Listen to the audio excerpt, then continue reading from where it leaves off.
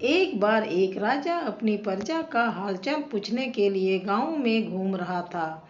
घूमते घूमते उसके कुर्ते के सोने के बटन की झालर टूट गई।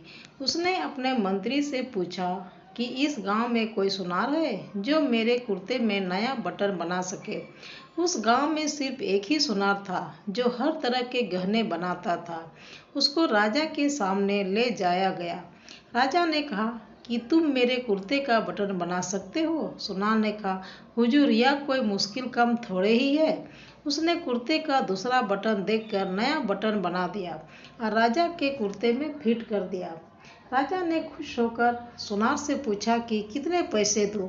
सुनार ने कहा, महाराज रहने दो, छोटा सा काम था। सुनार ने मन में सोचा कि सोना तो राजा का ही था, उसने तो सिर्फ मजदूरी की है और राजा से क्या मजदूरी लेनी है।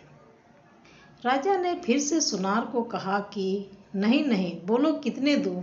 सुनार ने सोचा कि 2 रुपये मांग लेता हूँ। फिर मन में विचार आया कि कहीं राजा या ना सोच ले कि एक बटन बनाने का मेरे से 2 रुपये ले रहा है तो गांव वालों से कितना लेता होगा और कोई सजा ना दे दे, क्योंकि उस जमाने में 2 रुपये की कीमत बहुत होती थी।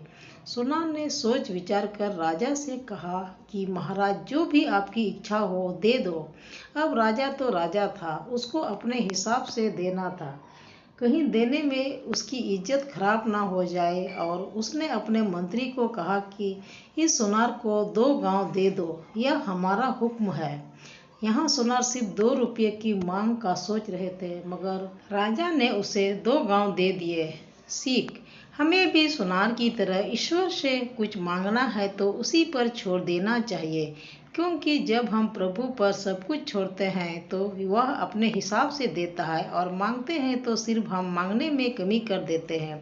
देने वाला तो पता नहीं क्या देना चाहता है, लेकिन हम अपने हैसियत से बड़ी तुच्छ वस्तु मांग लेते हैं। इसलिए तो कहते हैं कि ईश्वर पर छोड़ दो, उनसे कभी कुछ मत मांगो, वो अपने आप दे देंगे, बस उसी से संतुष्ट रहो। ईश्वर कभी कम नहीं देता।